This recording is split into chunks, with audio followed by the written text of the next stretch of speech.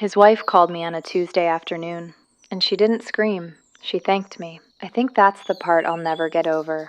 This is Michael Tells, and this is Recorded for Me. Hi, Michael. I hope it's okay that I'm sending this. I've listened to your channel for a long time now, usually late, when the apartment's quiet and I can't sleep and I don't want to be alone with my own head, you know? And I always thought, those are other people's stories. Those are people brave enough to say the thing out loud. I never thought I'd be one of them. But I've got this thing. I've carried it almost 2 years and I've never told a single person. And I think if I don't say it out loud to somebody, I'm just going to keep pretending I was like unlucky when I wasn't, when it was me. So here it is. His name was Adam, and I met him at a pharmacy counter of all places. Not romantic, I know. I was picking up a prescription for my mom, and he was ahead of me in line. And he couldn't get the card machine to read his card, and he made this little joke, something like, "Technology's finally decided it's smarter than me." And I laughed. That was it. That was the whole beginning. A man who couldn't work a card reader. He was older than me, like 15 years about. And I want to be honest, because that's the whole point of this. That was part of it. He felt settled. He felt like he already knew who he was, and I was 26 and I had no idea who I was. None. And he had this calm about him. When he looked at you, he actually looked. He asked questions, and then, this is the part that got me, he remembered the answers. Do you know how rare that felt? A man who remembered what I said the week before. So we had coffee, then dinner. Then it was like 3-4 times a week. And he'd text me in the morning, just, "Good morning, you." That's it. You. And I'd hold my phone like it was warm. And the gifts. I gotta talk about the gifts. 'Cause looking back, they should have told me everything. There was this bracelet. Really beautiful, thin gold. And when I said it was too much, he goes, "I don't have anyone else to spend it on." And I heard that as romantic. I heard, "You're the only one." I did not hear what it actually was. He'd buy me flowers, but never on a weekend. Took me to nice places, but always like 40 minutes out of town. He'd go quiet when his phone rang and step outside to take it. And he never, not once, stayed the whole night. There was always a reason. Early meeting, bad sleeper, dog needs letting out. And I want to tell you I didn't see it, but that's not true either. Some part of me saw all of it and just decided not to look right at it. Because if I looked right at it, I'd have to do something. And I didn't want to do something. I wanted the good morning texts. I wanted the guy who looked at me like I mattered. So I made myself stupid. On purpose. That's the part I can't dress up. I chose not to know. 3 months. That's how long it went before the phone rang. It was a Tuesday afternoon. I was home folding laundry. Nothing. Just an ordinary day. Unknown number. And I almost didn't answer. I still think about that. How close I came to just letting it ring. And a woman said my name. My full name. Like she'd practiced it. I said, "Yeah, this is her. Who's this?" And she goes, "My name is Ellen. I'm Adam's wife." I don't know how she got my number. I've thought about it 100 times and I still don't know. Maybe his phone. Maybe she'd known a while. I never asked. 'Cause you don't get to ask questions in that moment. You don't get to be curious. You just stand there and take it. And here's the thing I wasn't ready for. She wasn't screaming. I think part of me had braced for screaming. And honestly, if she'd screamed, I could have made myself the victim of it. I could have hung up and cried and told myself she was crazy. But she didn't scream. She was calm. She was so calm it was worse than any yelling could have been. She said, "I'm not calling to yell at you. I need you to know some things, and then I'll let you go." And she told me. She told me they'd been married 19 years. She told me how they met and she was kind of laughing when she said it, this little sad laugh.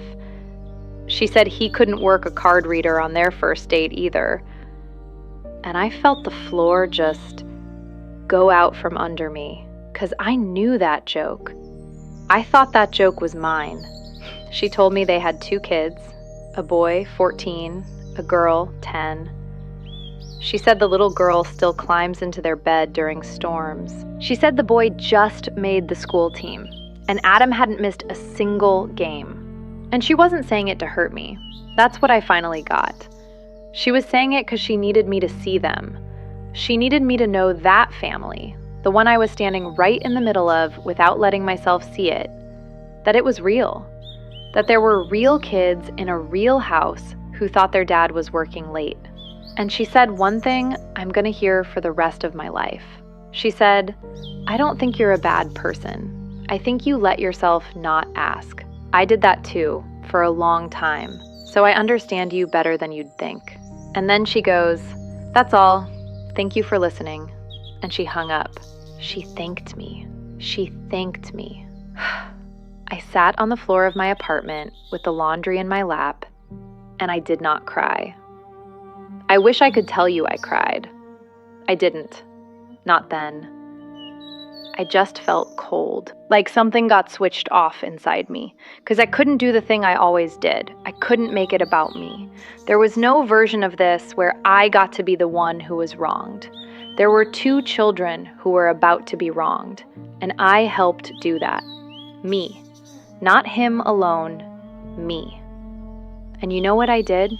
I'd love to tell you I called Adam and confronted him, that I stood up for that woman, that I told him what a coward he was and made him face it.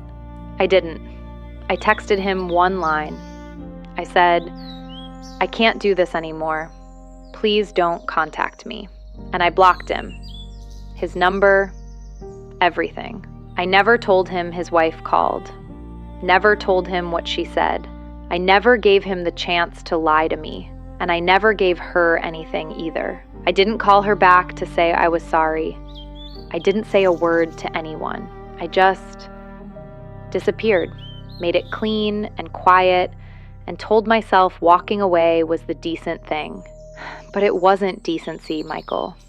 I know that now. It was self-protection wearing decency's coat. I left because I couldn't stand to look at what I was, not because I was thinking about her. Getting out fast felt like getting clean. It wasn't. You don't get clean by running. You just carry it somewhere else. I heard the rest almost a year later, by accident. Friend of a friend, somebody who didn't know, mentioned this Adam going through a bad divorce. 2 kids, the wife found out he'd been seeing someone. Someones, actually. Turns out I wasn't even the only one. They divorced anyway. And I remember thinking, this ugly little part of me thought, see, it wasn't you. It fell apart on its own. You leaving didn't do it. He was doing it to lots of people. And that lasted about 4 seconds before I realized how disgusting it was. 'Cause it would have happened anyway. That's the thing every single person tells themselves when they help break something. Doesn't matter I wasn't the only one. Doesn't matter the marriage was already sick. I said yes. I took the bracelet. I chose not to ask questions I already knew the answers to. Those kids' dad was out at dinner, 40 minutes from home, with me, being remembered and adored, and their mom was home folding laundry. Same as me, except she didn't get a phone call that set her free. She had to find out and live in it. I think about her more than I think about him. Isn't that strange? I barely think about Adam anymore. He turned out to be a small man, a guy who ran the same joke on 2 women 15 years apart. But her, Ellen, I think about her all the time. The calm in her voice, the way she thanked me. A woman who had every right to burn me to the ground, and instead she just let me see, hoped I'd turn into somebody who deserved the mercy she gave me for no reason at all. I don't know if I've become that person. I'd like to think I have. I'm careful now, in a way I wasn't before. Not cautious, careful. When something feels too good and too hidden at the same time, I ask. I make myself ask the direct question, even when I'm scared of the answer, especially when I'm scared of the answer. 'Cause the fear of the answer was the whole trap. The not asking was never innocent. That was the crime, really. Everything else was just detail. I'm not telling you this to be forgiven, Michael. I don't think it works like that. You don't send a voice memo to a stranger and get to feel clean. I know that. I think I just needed to say it as what it was. Not, I got involved with a married man. Not, I was young. I didn't know. I knew.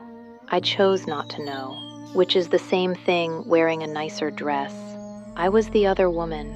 There were children, and a woman I never met was kinder to me than I deserved. And I've spent every day since trying to be worth 1 ounce of that kindness. That's the whole thing. That's what I've carried. I promised myself something that day on the floor. I said it out loud, even though nobody was there. I said, never again. Whatever it costs me to be alone, whatever it costs me to ask the question and lose the good morning texts, I will never do that to another woman. Never. And I've kept it. It's the one clean thing I've got. Thank you for listening. You always let people finish. I needed that. She could have called herself unlucky. She didn't. She said the harder word, chose, and she said it about herself. And that wife, a woman who had every reason to scream, and instead just asked to be seen. I hope, wherever she is, that kindness came back around to her. We don't get to undo the thing we did. We just get to become someone who wouldn't do it again. That's the whole work.